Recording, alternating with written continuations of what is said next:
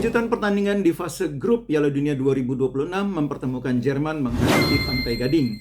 Di grup E, ini pertandingan yang sejak awal diperkirakan banyak orang bakal berlangsung ketat, bakal berlangsung berimbang, sengit, karena memang Jerman menghadapi lawan yang memiliki karakter bermain cukup merepotkan.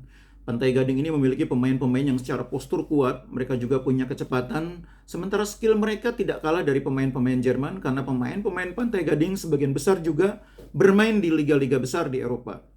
Dan terbukti memang dalam pertandingan, Jerman tidak mudah untuk meraih kemenangan tipis atas Pantai Gading dengan skor 2-1. Bahkan Jerman lebih dulu kebobolan ketika Casey, gelandang andalan sekaligus kapten dari Pantai Gading, lebih dulu mencetak gol memanfaatkan situasi kemelut di pertahanan Jerman. Di laga ini Jerman memulai pertandingan dengan sedikit berbeda ketika Coach Nagelsmann mengubah susunan pemain, sekaligus mengubah cara bermain.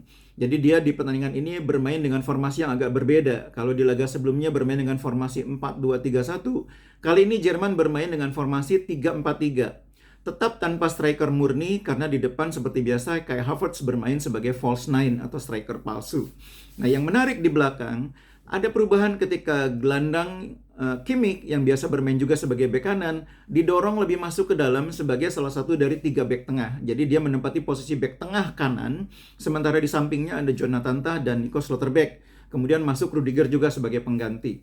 Perubahan ini membawa sedikit perubahan dalam cara main Jerman. Jerman bermain memang lebih kuat di lapangan tengah dengan adanya 4 pemain sekaligus. Ada Pavlovic yang berduet dengan Dmeka seperti biasa sebagai gelandang jangkar, dan ada 2 pemain di sisi Pavlovic dan Dmeka yang menjaga keseimbangan dalam permainan.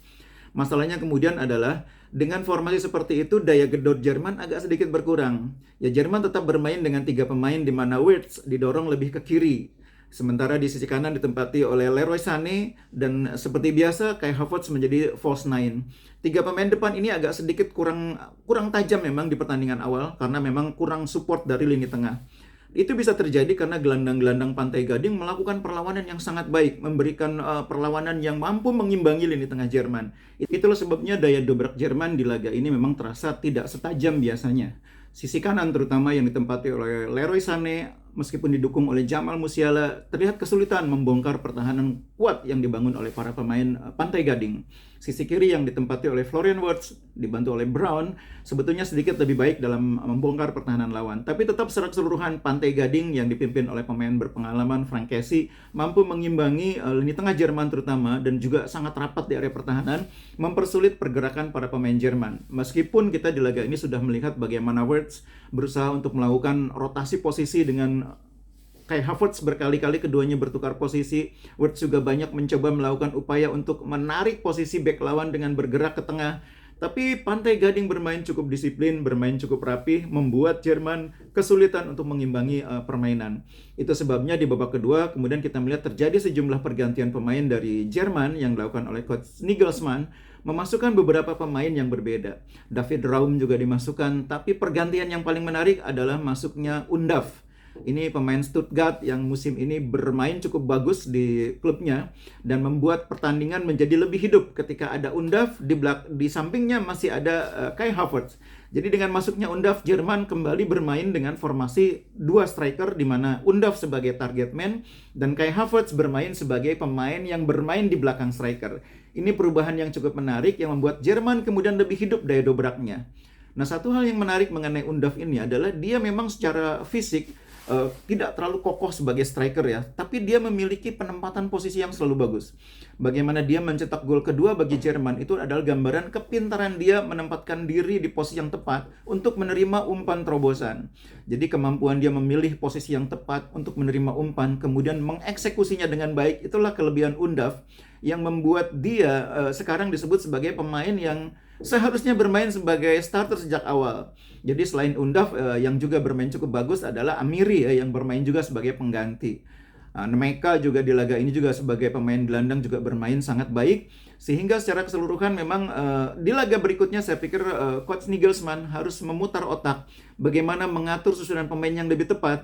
Karena pemain-pemain pengganti justru tampil lebih baik di laga ini, terutama setelah mereka dalam keadaan tertinggal ya. Undav saya pikir sebagai target man memenuhi apa yang dibutuhkan oleh Jerman saat ini, yaitu sebagai pemain yang bisa memanfaatkan dirinya sebagai sasaran dari umpan-umpan atau tujuan dari serangan-serangan yang dibangun oleh Jerman dari sisi kanan maupun sisi kiri. Kayak Havertz ini, meski memang produktivitasnya cukup tinggi, tapi sebagai striker seringkali kurang mampu menempatkan diri di posisi yang tepat, sehingga arah serangan Jerman itu seringkali agak kurang mampu menghasilkan peluang berbahaya karena target akhirnya tidak terlalu jelas. Nah, dengan kehadiran Undav, Havertz justru bisa menjadi pemain yang leluasa memanfaatkan celah di area half space. Nah, ini mungkin salah satu catatan dari permainan Jerman yang akan membuat mereka perlu memperbaiki diri lagi di laga terakhir fase grup kalau ingin tampil lebih baik lagi.